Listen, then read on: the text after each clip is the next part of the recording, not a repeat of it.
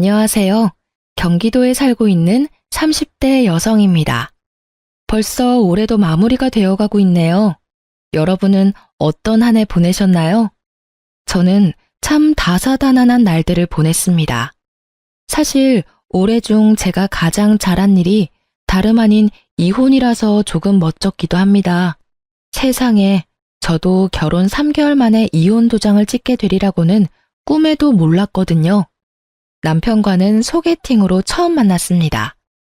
저희는 서로 다른 회사에 다녔지만 건너 아는 사람들이 많았어요. 비슷한 직종에서 근무해서 공통점도 많았죠. 주변에는 이미 다 결혼했고 연애도 안 하는 솔로는 얼마 남지 않아서 주변에서 더 저희를 이어주려고 성화였어요. 남편과 저는 서로 하는 일도 생활 방식도 다 비슷해서 평범하게 탈 없이 잘 만났습니다. 다만 저희는 처음 시작하는 연인의 설렘 같은 건 없었습니다. 그래도 편안한 만남 자체는 너무 좋았고 자연스럽게 결혼까지 흘러갔어요. 뭘 하든 혼자 하는 게 익숙했는데 옆에 짝꿍이 있으니 든든하더군요. 오랜만에 느끼는 안정감이 좋았습니다. 결혼 준비하면서는 딱 한 번 다툰 적 있는데 다들 참고 결혼하는 줄 알고 저도 참았어요. 그런데 그때 한번 삐끗거릴 때 진작 결혼을 관뒀어야 했나 봐요. 예비 신랑과 저는 비혼주의였어요. 네, 저희는 서로를 만나기 전까지는 결혼 생각이 전혀 없었습니다. 그렇다 보니 예비 신랑은 결혼 자금에 대해서 따로 저축을 크게 하지는 않았더라고요. 예비 신랑은 본가에 살면서 자주 해외여행을 다녔다고 합니다. 그래서 수중에 모은 돈이 별로 없다고 초반에 제게 솔직히 전부 털어놓더군요. 저는 재산은 전혀 개의치 않았습니다. 각자 직업이 있고 돈이야 앞으로 모으면 된다고 생각했거든요. 무엇보다 옆에서 봤을 때 예비 신랑의 경제적 관념이나 씀씀이가 나쁘지 않았어요. 그리고 같은 비혼주의라도 저는 재테크랑 부동산에 워낙 관심 많아서 재산이 좀 있었어요. 부부 중에 한 명이라도 제대로 자리 잡혀 있어도 저는 괜찮다는 주의였습니다. 그런데 차라리 이왕 하는 결혼 더 계산적으로 조금 더 따지고 할 걸 나중에 후회했습니다. 자기야, 만약 우리가 결혼한다면 아주 작은 원룸에서 시작해야 할지 몰라. 저번에 말했다시피 나 모은 돈이 많지 않거든. 원룸? 괜찮아. 신혼집은 내가 할 테니까 걱정하지 말고 혼수를 당신 쪽에서 해줘. 집을 자기가 마련한다고? 무슨 돈으로? 자기 저번에 대출도 있다고 하지 않았었나? 신혼집은 어떻게 마련하게? 그리고 아무리 그래도 집은 남자가 해야지. 좀 좁긴 하겠지만 내가 잘 구해볼게. 아니야. 시대가 어느 시대인데. 집 구하는 남자 여자 할 게 뭐가 있어. 그냥 집은 내가 하게 해줘. 나 지금 살고 있는 집 전세라서 돈 묶여 있잖아. 그걸로 우리 신혼집 마련하면 돼. 아, 그렇네. 와, 진짜 다행이다. 자기 덕분에 우리 신혼집은 해결이네. 응, 전부 솔직하게 말해줘서 고마워. 아, 나도 처음에는 모양 빠져서 돈 없다고 말하기 좀 부끄러웠어. 그런데 자기가 먼저 나한테 대출 있다고 솔직하게 오픈하는 모습 보고 나도 용기 낸 거야. 우리 둘 앞으로 열심히 일해서 갚아나가자. 그래, 말이라도 고마워. 그렇게 예비 신랑은 솔직했고 돈 앞에서 제게 자존심을 부리진 않았어요. 그런데 사람이 좀 선택적으로 솔직하더라고요.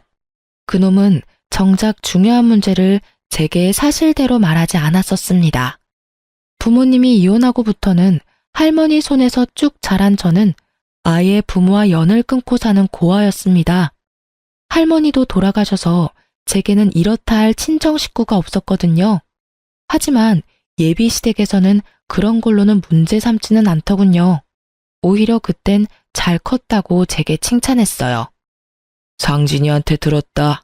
신혼집은 새애기 너가 해온다고? 네, 아버님, 제가 신혼집 해오고 이 사람이 혼수 마련하기로 했어요. 상진이 넌 아무리 그래도 그렇지. 여자한테 집을 해오게 만들면 어떡해? 자네 녀석이 모양 빠지게. 여보, 좋은 날 또 왜 그래요? 효정아, 너희 시아버지가 벌써부터 며느리를 얼마나 생각하는지 몰라. 글쎄, 집은 본인이 해주겠다고 이렇게나 성활한다. 어머님, 아버님, 저희 좋게 봐주세요. 결혼은 최대한 저의 능력으로 하고 싶어서요. 보셨죠, 아버지? 제가 그렇게 하자고 한 게 아니라 효정이가 그러겠다고 한 거예요. 효정이 정말 마음이 넓고 착하거든요. 그러게, 할머님께서 우리 며느리 참 예쁘고 바르게 잘 키워주셨구나. 살아계셨으면 감사 인사라도 드리는 건데. 그러고 보니 효정이가 마음이 참 쓸쓸하겠구나.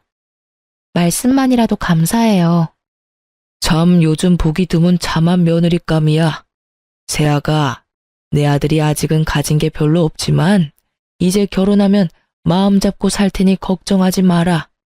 너 고생시키며 살 놈은 절대 아니야. 그런데 말이야, 제사 이야기는 우리 상진이한테 들었지? 네? 아, 제사요? 1년에 서너 번 있다고 들었어요. 아니, 서너 번이라니? 어머, 서너 번은 무슨. 상진이 너 효정이한테 지금까지 말 안 했어? 내가 자기한테 서너 번이라 했었나? 아, 기억이 잘 나질 않네. 며느라기 잘 들어라. 난 다른 거 필요 없다. 우리 집은 1년에 자그마치 제사가 10번이야. 네가 이제부터 시어머니 옆에 붙어서 그것만 잘 배우고 도우면 된다. 그럼 더 바랄 것도 없어. 1년에 10번이요? 그는 분명 제게 제사가 서너 번 있다고 말했었는데 알고 보니 10번이 넘더군요. 서너 번은 어떻게 잘 넘길 수 있다지만요. 맞벌이 하면서 10번씩이나 제사에 제가 참여해야 한다는 사실에 처음엔 머리가 어질했습니다. 당신 왜 제일 중요한 말을 숨겼어? 내가 뭘? 제사 말이야. 1년에 10번은 넘게 하는데 10번 정도는 꼭 내가 도와줘야 한다잖아. 숨기다니 정확하게 말 못해준 것 뿐이지. 숨긴 건 아니야. 그리고 며느리로서 시댁 제사 참여하는 건 당연한 거지. 뭐? 이렇게 중요한 건 나한테 미리 말해줬어야지. 미리 말해줬으면 뭐 결혼 안 한다고 프로포즈 거절이라도 하게. 뭐? 지금 그런 말이 아니잖아. 제사 지내는 거 미디어에서 별일인 양 떠들어대는데 사실 진짜 별거 아니야. 다 같이 준비하는데 힘들 게 뭐 있어?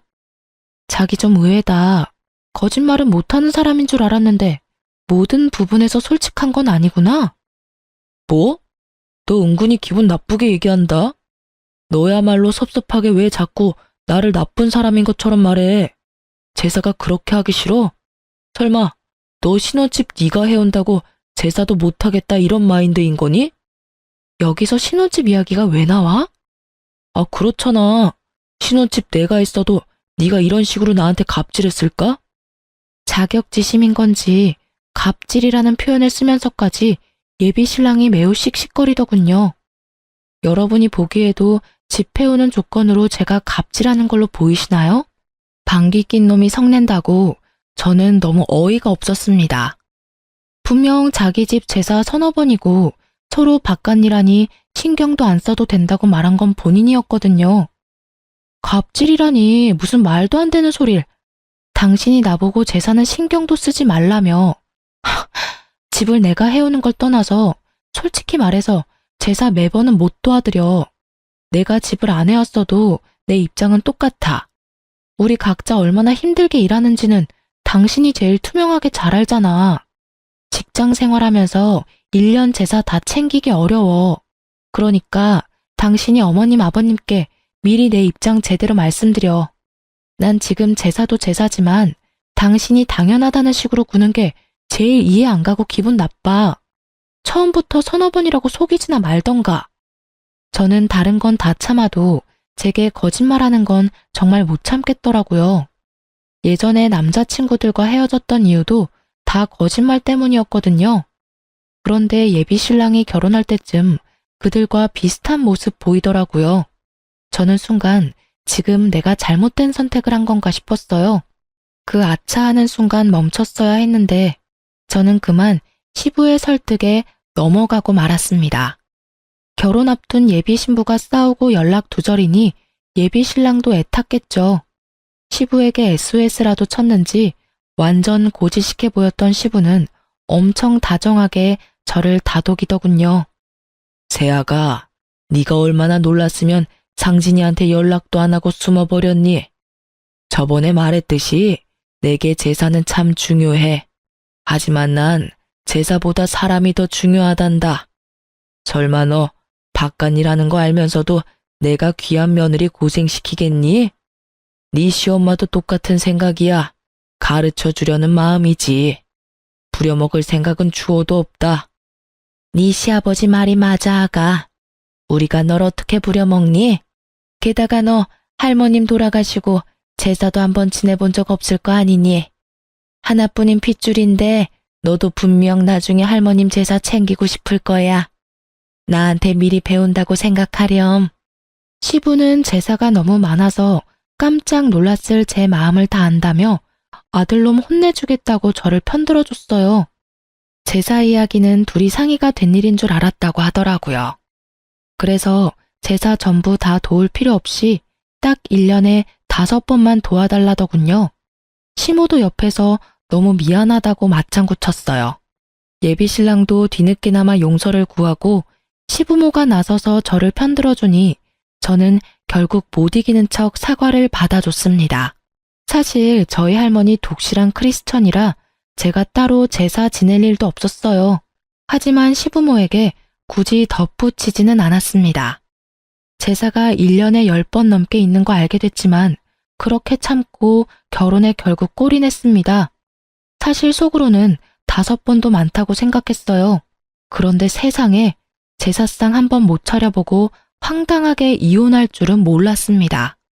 그래도 제사 문제가 금방 잊힐 만큼 결혼 생활 초반은 아무 일 없이 잘 지냈습니다. 남편은 결혼하고 나니까 확실히 연애 때보다 더 살뜰히 제게 잘해주더군요. 아침엔 출근하느라 둘 다 바쁜데 남편은 꼭 저보다 먼저 일어나서 아침 식사를 준비했습니다. 평소에 제가 제일 약한 부분이 잠이에요. 그래서 혼자 살 때는 따로 아침 식사를 챙겨 먹지도 않았습니다. 그런데 남편 덕분에 몇 달 아침 챙겨 먹으니 속이 든든하고 따뜻해서 고맙더라고요. 여보, 일어나. 지금 일어나야 같이 밥 먹고 출근할 수 있어. 자기야, 아침인데 고생스럽게 뭘 또 이렇게 많이 차렸어. 엄마가 준 반찬이지 뭐. 내가 한 건 계란 후라이 뿐이야. 맛있게 먹어. 오늘도 화이팅하자. 응, 고마워. 나도 자기처럼 아침에 일찍 일어나고 싶은데 쉽게 눈이 안 떠져. 자기 원래 아침잠 많잖아. 괜찮아. 아침은 나한테 맡겨. 그때까지만 해도 저는 남편이 차려주는 아침이 그의 사랑이 담긴 배려라고 생각했어요. 저녁은 항상 남편보다 더 일찍 퇴근하는 저 혼자 준비하니까 아침이라도 신경 써서 차려주나 싶었죠. 그런데 그 아침밥은 남편이 미리 세운 계획 중 일부였더군요. 신혼 초 사랑 담긴 순수한 아침밥이 아니라 그건 일종의 뇌물 같은 거였나 봐요.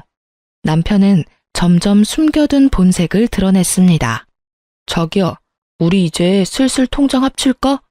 어차피 우리 월급도 비슷하게 벌고 네 통장 내 통장 할 거 없이 재산을 슬슬 합쳐야지. 생활비 입금하는 것도 몇 번 하다 보니 별로야. 귀찮게 일일이 다 계산해야 하잖아. 난 은근히 숨 막혀서 이런 건 딱 질색이야. 결혼한 지 얼마 되지 않아서 생활비 어디서 어떻게 쓰일지 잘 모르잖아요.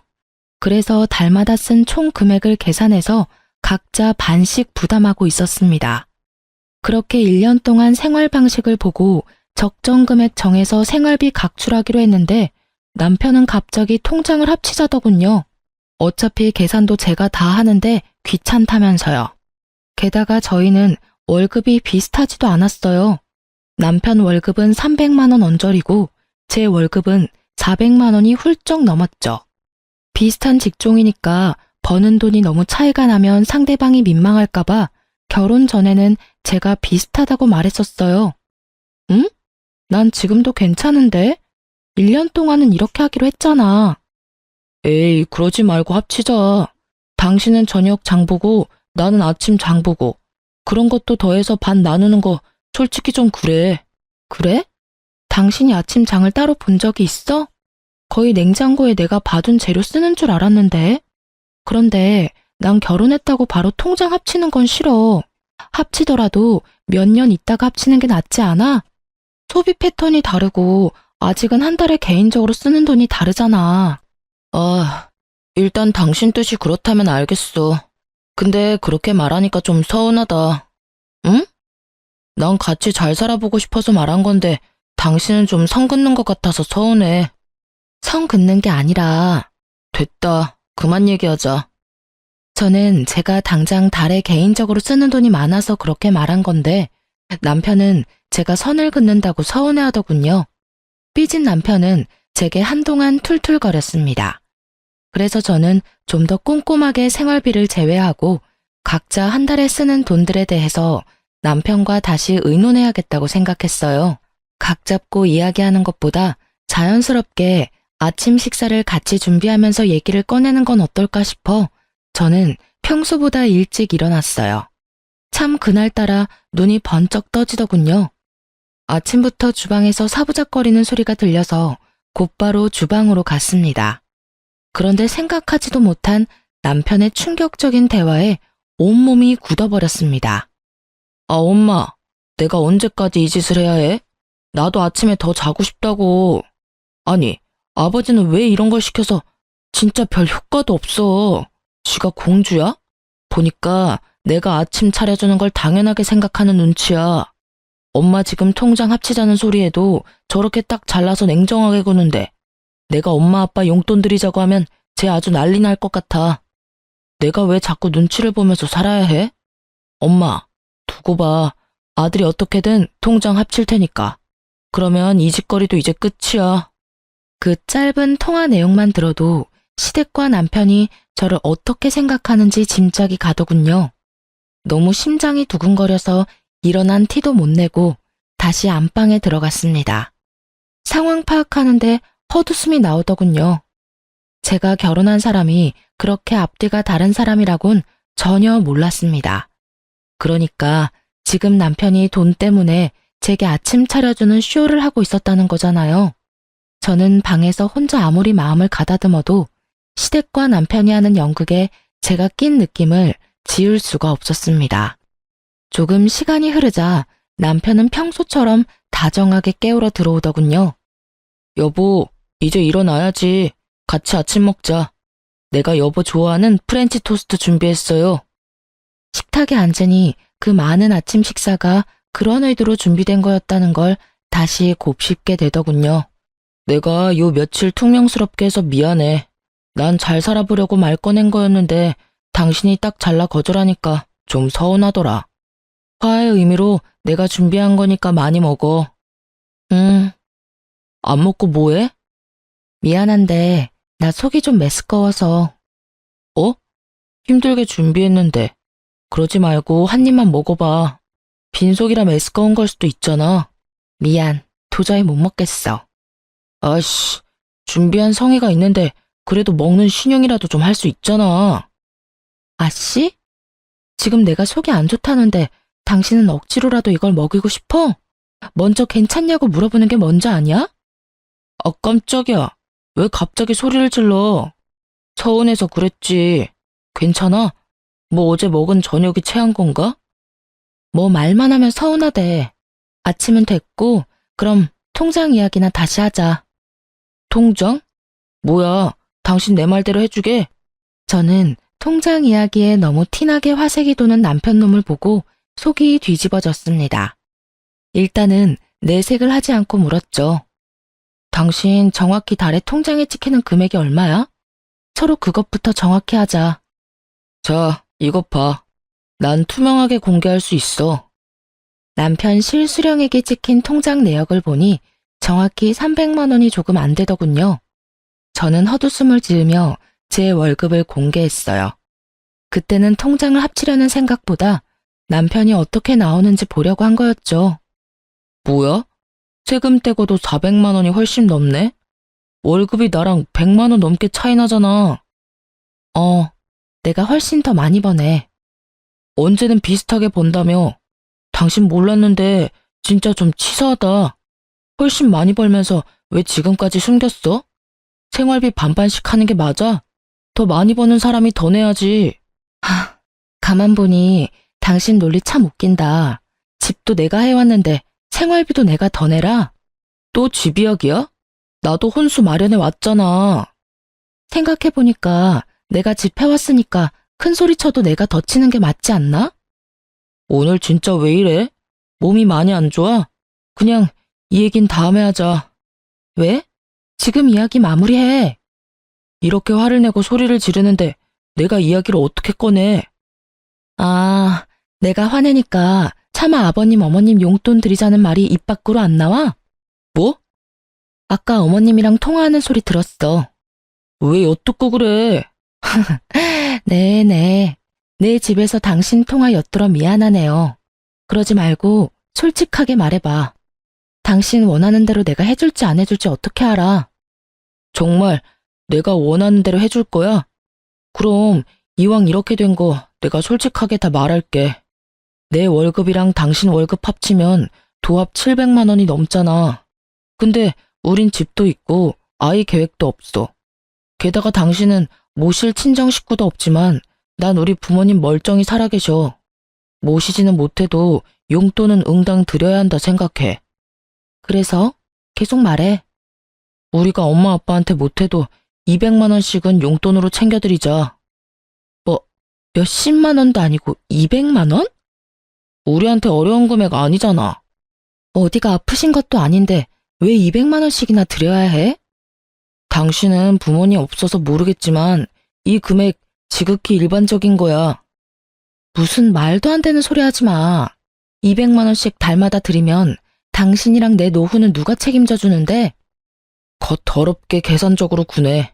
우리 부모님 돌아가시면 단 얼마라도 남겨주시겠지. 못해. 당신이랑 달리 난 대출도 있어. 이자 내리면 빠듯하고 힘들어. 그러니까 통장 합치자고 했잖아. 안 된다고 할 거면 애초에 왜 사람 기대하게 만들어? 통장 합친다고 뭐가 달라져? 내 대출 이자만 250만 원이야. 이자가 당신 월급이랑 거의 엇비슷한데 무슨 용돈을 200만 원씩 드려. 난 절대 못 드려. 뭐? 잠시만. 방금 뭐라고 한 거야? 이자가 얼마라고? 250만 원이라고. 근데 이 여자가 미쳤나? 뭘 했길래 대출 이자만 250만 원이야? 당신 대출 얼마나 있는 거야 지금? 9억 정도 있어. 너 돌았구나? 당신 미쳤어? 남편은 이자와 대출 금액을 듣더니 제 뺨을 사정없이 날려버리더군요. 아직도 그때의 눈빛이 잊히지 않아요. 어디에 쓴다고 대출이 그렇게 있는지 물어보지도 않고 제게 손찌검을 했습니다. 개거품 물면서 살림 다 부수려고 하던 남편은 지가 산 혼수니까 차마 아무것도 손대지 못하더군요. 뺨도 맞고 그 찌질함을 계속 지켜보는데 정신이 확 들더라고요. 이건 명백히 사기 결혼이야. 어디 감히 그 큰 대출을 숨기고 결혼할 생각을 해? 너 겉으로는 멀쩡해 보였는데 완전 속빈 강정이었구나. 그 나이까지 결혼 못한 이유가 따로 있었어. 우리 부모님 너 고아인데도 결혼 허락해줬어. 근데 이렇게 뒤통수를 쳐? 너야말로 지금 대출받은 이유도 정확히 모르면서 사람 뺨을 쳐? 이 정신 나간 여자야. 네가 왜 대출이 9억이나 있는지 난 하나도 궁금하지가 않아. 그동안 내가 해먹인 아침이 아깝다. 진짜 양심도 없지.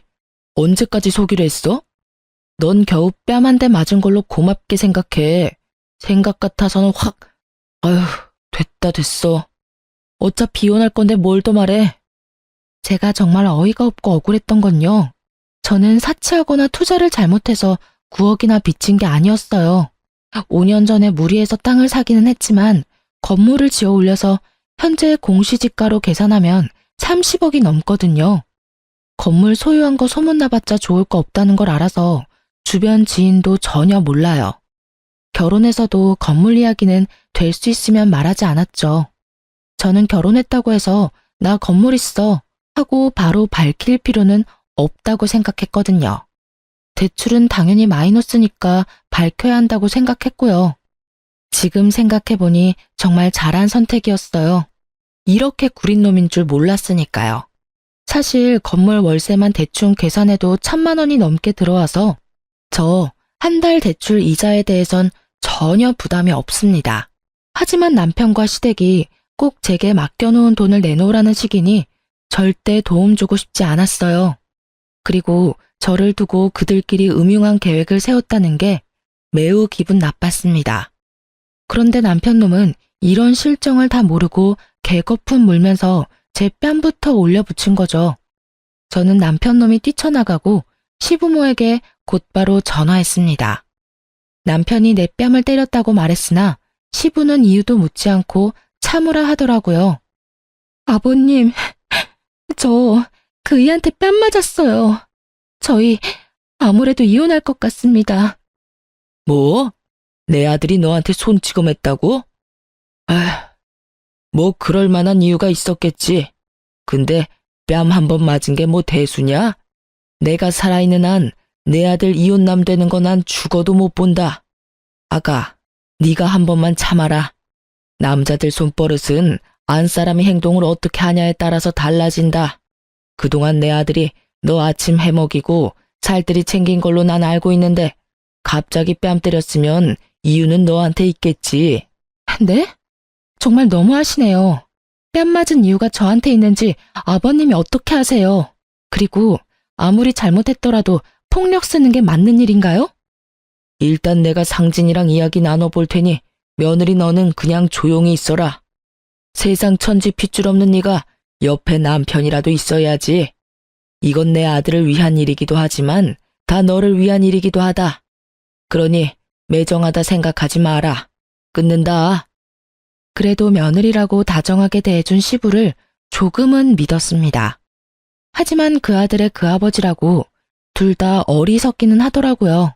시부는 자기 아들 이혼남 만들 수는 없다면서 제게 역정을 냈습니다. 역시 팔은 안으로 굽는다는 걸 그 기회로 제대로 알게 됐습니다. 시부모와 남편 자기들끼리 가족이고 저는 그들에게 이방인이었을 뿐이었죠. 그렇게 집 나간 남편놈은 하루 만에 제게 이혼 서류를 내밀더라고요. 소송으로 가면 번잡하니까 합의 이혼으로 마무리 지어. 도장 찍어. 합의 이혼? 그래, 바라던 바네. 순순히 이혼해준다니까 더 놀랍다. 너 9억 대출 있는 거 설마 이혼하고 나서 나한테 조금이라도 책임 넘기려는 건 아니지? 뭐? 혹시나 해서 이혼한 친구놈한테 내가 물어봤어. 잘못하면 내가 네 빚까지 갚아야 할 수도 있다더라. 그러니까 네 재산 한 푼도 나한테 넘어오지 않도록 재산 분할 포기각 썼어. 내가 이런 것도 안 알아봤을까봐? 남편놈은 자기 복 자기가 찬 줄도 모르고 제게 각서까지 쓰게 하더군요. 하마터면 저도 놓칠 뻔한 부분이었는데 오히려 정말 고마웠습니다. 하나는 알고 열은 모르니 남편의 그 멍청함에 많이 웃기는 했어요. 일반적으로 대출도 재산이 꽤 있는 사람이 받는 거잖아요. 제가 그만큼의 대출을 어떻게 받았고 또 어디에 썼는지 끝까지 물어보지 않더라고요. 그래, 너 잘났다. 근데 너 나랑 이혼하면 나중에 후회할걸? 후회는 무슨? 너 지금 우리 아빠 믿고 그러는 거냐? 내 걱정하지 마. 아버지 너 대출 9억이나 있는 거 알고 완전 개거품 무셨어. 여기까지 같이 온다는 거 내가 겨우겨우 말려서 너 오늘 목숨 건진 거라고. 이제 진짜 끝이니까 구질구질하게 붙잡지 마라. 깔끔하게 합의 이혼하면 돼. 그래? 근데 깔끔하지 않은데? 뭐? 저는 깔끔하게 이혼해주려고 냉장고에서 대파 한 단을 꺼내 그놈 뺨을 두들겨 팼습니다. 어이, 이게 무슨 짓이야? 너도 그때 야무지게 내 뺨 날렸잖아. 나도 깔끔하게 이혼하려면 내가 받은 건 돌려줘야지. 왜? 합의 이혼 말고 그냥 소송으로 가고 싶어? 어휴, 내가 똥이 무서워서 피하냐? 됐다. 더러워서 피하고 말지. 그 대화를 끝으로 저는 한 달여 만에 그 머저리랑 이혼했습니다. 그놈이 원하는 대로 각서도 써줬어요. 서로가 원하는 이혼이었기에 이혼 조정 기간도 무리 없이 끝났고 이혼은 확정됐습니다. 결혼하기까지는 정말 시간 걸리던데 이혼은 마음먹으니 엄청 쉽더라고요. 드디어 등본에 전 남편 이름이 삭제되어 저는 혼자 파티를 열었답니다.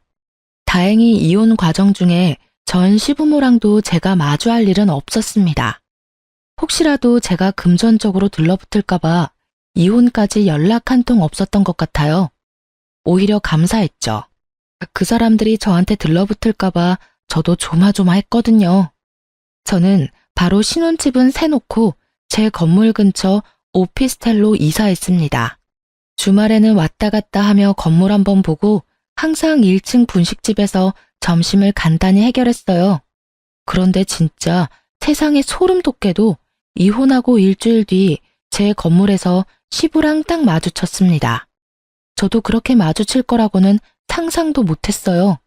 제가 기존 건물 청소 용역 업체의 계약이 다 끝나서 고심해서 새로운 업체를 구했거든요. 첫날이라 업체 사람들이랑 얼굴도 틀 겸 분식집에서 먼저 밥을 먹고 있었어요. 그런데 하필 그 청소업체에 시부가 속해 있었어요. 김밥 하나 입에 넣자마자 청소하는 시부랑 눈이 딱 마주쳤습니다. 저는 굳이 마주하고 싶지 않아서 못 본 척 고개를 돌렸어요. 모자를 쓰고 있어서 못 알아볼 줄 알았는데 저의 전 시부는 기어코 분식집 안까지 들어와서 저에게 다짜고짜 따지더라고요. 사장님, 앞으로 여기 이 여자한테는 음식 팔지 마쇼. 음식이 아까워. 이 여자가 어떤 여자인 줄 알아요? 내 아들 이혼남 만든 아주 못된 물건이야. 대출 있는 것도 속이고 내 아들이랑 우리 집 말아먹으려고 한 거지라고. 거지를 식당에 들이면 되나? 어이구, 영혼까지 끌어서 대출받아서 도대체 어디에다가 썼냐? 순순히 집해온다고 했을 때 내가 의심했어야 하는데. 밥 먹고 있는 거 안 보여요, 아저씨? 뭐? 아저씨? 아, 할아버지인가? 좋은 말로 할 때 그냥 곱게 지나가세요. 당신 아들이랑 깔끔하게 이혼도 했는데 왜 이제 와서 제 속사정을 궁금해하세요? 아이고, 이제 눈에 뵈는 게 없는 모양이다 니가. 야, 넌 대출이자 내느라 허리띠 졸라매서 라면이랑 김밥밖에 먹을 게 없지? 네 팔자가 딱 이딴 분식 따위나 처먹을 팔자야. 직업 있고 월급 잘 받으면 뭐해? 빚이 한가득한데. 넌 평생 빚 갚다가 죽을 거다 이거사. 온갖 막말을 퍼부으며 난동 부리는 전 시부에 분식집 사장님이 놀라서 뛰쳐나오더군요. 아니, 누구신데 우리 손님한테 그러세요? 나 여기 건물 청소 용역업체 일하는 땡땡땡이요. 앞으로 자주 보겠네요. 장사 망하기 싫음 손님도 가려가면서 받아요. 그리고 이 여자 먹고 계산 안 하고 그냥 도망갈지도 모르니까 잘 주시하고요. 지금 남의 영업장에서 소란 피우는 게 누군데? 남의 집 귀한 딸한테 뭐라는 거야, 이 영감탱이가? 효정씨, 건물 청소 용역업체 바꿨다더니 웬 정신 나간 할아버지가 왔어요? 효정씨 아는 사람이에요? 워낙 분식집 사장님이랑 친하게 지내서 아주머니가 더 큰 소리로 으름장을 놓자 전 시부는 당황해 하더군요. 참나, 아줌마가 이 여자 엄마라도 돼요? 엄마 딸 관계는 아니지만 이분이 보기 드문 착한 건물주네요. 월세도 시세보다 낮게 받으시고 얼마나 좋은 사람인데 당신이 뭐라고 이렇게 막말을 퍼부어대? 그것도 밥 먹고 있는 사람한테. 밥 먹을 때는 개도 안 건드려. 뭐라고요? 이분이 당신 업체 고용한 이 건물 건물주잖아요. 아저씨 겉도 모르고 막말 퍼부었어요? 당신이 말하는 지금 영끌러인가 뭔가 영혼 끌어서 대출받는 요즘 젊은이가 아니라 오래전에 이미 자수성가해서 이렇게 비싼 건물 소유한 멋진 신여성이라고요. 아가, 이게 다 사실이냐? 아가라뇨. 소름 돋으니까 그렇게 부르지 마세요. 그럼 뭐 대출 9억이 은행에 찾아가서 해달라고 하면 그냥 쉽게 빌려주는 줄 알았어요? 하긴 그쪽이 그만한 재산도 없으니 대출 1,000만 원이라도 쉽게 받을 수 있었겠어요? 그런 상황이 없으니 알 리가 있나? 그러니까 당신 아들 포함해서 온 집안이 경제적으로 무지하지. 너 왜 우리한테 건물 있는 거 숨겼냐? 세상에 이런 게 어딨냐? 감히 건물 있는 거 숨기고 재산 한 푼 안 주고 이혼을 해? 네가 건물 있는 거 알았으면 우리 아들이 너랑 이혼할 필요도 없었지.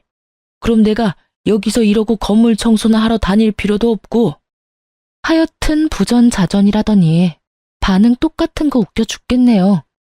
아저씨, 결혼 전에 취득한 재산에는 분할 대상이 아니에요. 그리고 아들이나 아빠나 왜 생판 남의 재산을 탐내냐고요. 심지어 지금은 이혼해서 아주 남이에요. 내가 이건 그냥 두고 못 보지. 네 건물이 우리 아들 건물이나 다름없지. 혼인 사실이 명백히 있는데 이건 사기야. 재산 조사 다시 들어가야 해. 허허, 뻔뻔하기도 하셔라. 혹시 그건 아시나? 그쪽 아들이 내 대출 조금이라도 갚아달라 할까봐 개거품 물면서 재산 분할 포기각서 쓰자고 한 거 몰라요? 그런 건 또 상의를 안 했나 봐요. 뭐? 그래서 썼냐? 당연하죠. 원하는 대로 써줬는데 뭐 문제 있나요? 안 돼. 아이고, 내 건물. 어머, 저 아저씨가 정말 노망나거나 치매 걸렸나 보네. 남의 건물 보고 자기 건물이라니. 이제 남 식사하는 가게에서 방해 그만하고 나가세요. 그리고 그 업체에서 잘리고 싶지 않으면 지금 당장 내 건물에서 나가요. 알겠어요? 아가, 내가 정말 잘못했다. 우리에게 한 번만 기회를 다오. 잠깐이지만 우리 네 식구 한 가족이었잖아. 보아라고 막말할 땐 언제고, 아가? 진짜 끝까지 소름 돋게 하네. 먼저 나 버린 건 그쪽들 아닌가요? 버려놓고 무슨 가족이래? 너 그렇게 살면 벌 받아. 내가 왜 벌을 받아요? 좋은 게 좋은 거라고 가진 게 많으면 세상에 베풀면서 살아야지. 아, 내가 내 돈을 어떻게 하든 그쪽이 뭔 상관이야. 당신네한테 줄 돈 한 푼도 없으니까 꺼지세요. 그 사람이 벌 받는다는 소리만 안 했어도 그쯤 했을 텐데 저도 사람인지라 그 말 한마디에 이성의 끈이 딱 끊어지더군요. 전시부는 분식집 사장님이 소금을 뿌리니까 그쯤 하고 사라지더군요. 저는 바로 용역업체 사장한테 전화해서 전시부 이름 대고 그 사람 때문에 계약 파기하고 싶다며 제 입장을 전했습니다. 업체에서는 사과와 함께 계약한 기간은 채우고 싶다 했지만 저는 필요 없다고 했습니다. 한 달치 용역비는 날렸지만 더 이상 전시부와 마주칠 일 따위는 없어서 마음만은 홀가분했습니다. 그 뒤로 뭐 전시모까지 전화가 왔어요. 이혼 후 굳이 번호 안 바꿨었는데 그 일 있고 나서 바꿨습니다. 저를 붙잡고 애원하고 뭐 비슷했죠. 효정아, 난 정말 너희가 이혼하는 게 싫었단다. 하지만 내가 무슨 힘이 있었겠니? 그저 아들과 남편이 하라는 대로 잠자코 있었지. 하지만 내 아들 아직도 여전히 너 많이 그리워해. 후회도 하고 있고 반성도 하고 있단다. 그러니까요, 아줌마. 저는 돌아갈 일 없고 우리는 모두 이제 남남이고 제발 전화 좀 그만하세요. 그렇게 이혼 안 했어도 난 이혼했을 거거든요. 내가 왜 시부모한테 200만 원씩 용돈을 줘요?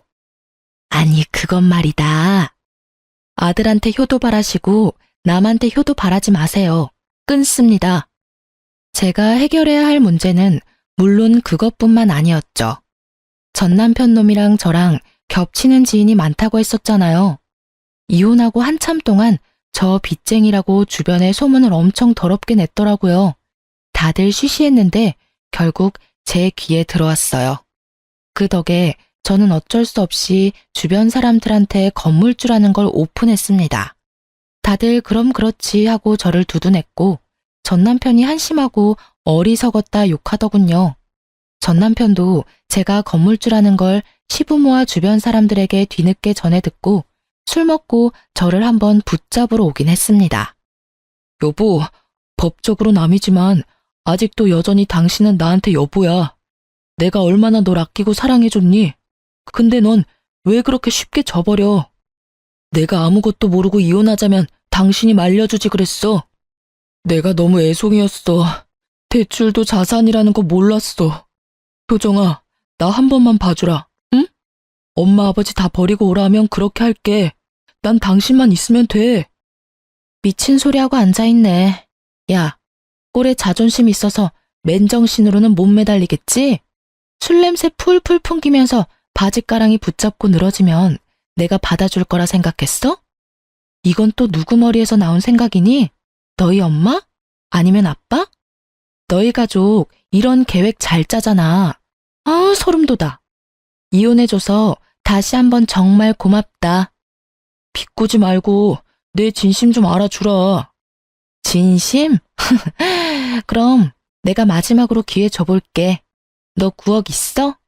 내 대출 네가 다 갚아주면 네 진심 생각은 해볼게. 뭐? 내가 9억이 어딨어. 당장 9천만 원도 없는데. 그러니까 이 거지야. 그 나이 먹고 땡전 한 푼 없는 너랑 결혼해줬으면 감사합니다 했어야지.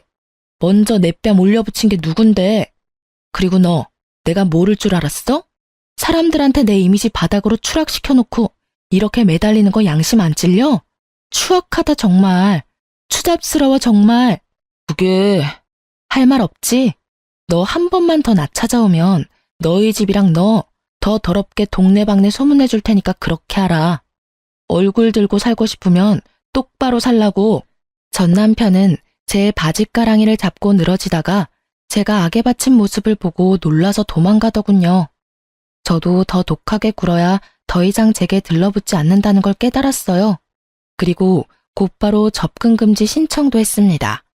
혹시 몰라서 전 남편이 제 재산을 노리고 스토킹한다고 경찰에 신고도 당연히 했습니다. 그렇게 다 조치를 취하자 더 이상 그놈과 그 식구들은 제 앞에 모습을 나타내지 않았어요. 그렇게 겨우 질긴 인연 끊어냈습니다. 주변에 안 좋게 났던 제 소문들도 잠잠해지고 역으로 전 남편의 평판이 안 좋아지더군요. 다 자업자득이라 생각합니다. 시부는 그 청소 용역업체에서 바로 잘렸다고 합니다.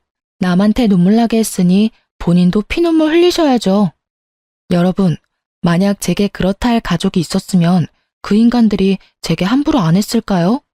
만일 제가 대출이 없었다면, 그리고 건물이 있다는 걸 미리 알게 되었다면 생활비 200만 원이 아니라 저의 건물 월세를 자기들 달라고 할 게 분명해 보였어요. 전 시부모는 애 안 낳아도 상관없다더니 본인들 부양하기를 바랬던 거예요. 전 남편 역시 대리 효도를 바랬고요. 지금 생각해보니 잘못된 결혼 빠르게 이혼할 수 있었던 것도 다 하늘에서 저희 할머니가 도와주신 게 아닌가 싶습니다. 저는 겉으로는 아무렇지 않은 척하고 센 척했지만 이혼의 아픔은 꽤 길었습니다. 내가 모자라고 세상에 피부치 없어서 이런 서름 겪는 거란 생각도 들더군요. 건물이 있어도 월세가 들어와도 제 편이 없다는 사실에 마음은 허했습니다. 언젠가 저도 진짜 짝을 만날 수 있을까요? 이제 함부로 사람을 못 믿겠습니다. 물론 세상에 이런 사람들만 존재하지 않는다는 거 잘 알고 있어요. 하지만 지금까지 어떻게 씩씩하게 살아왔나 싶을 정도로 앞으로 살 날이 조금 두렵기는 하네요.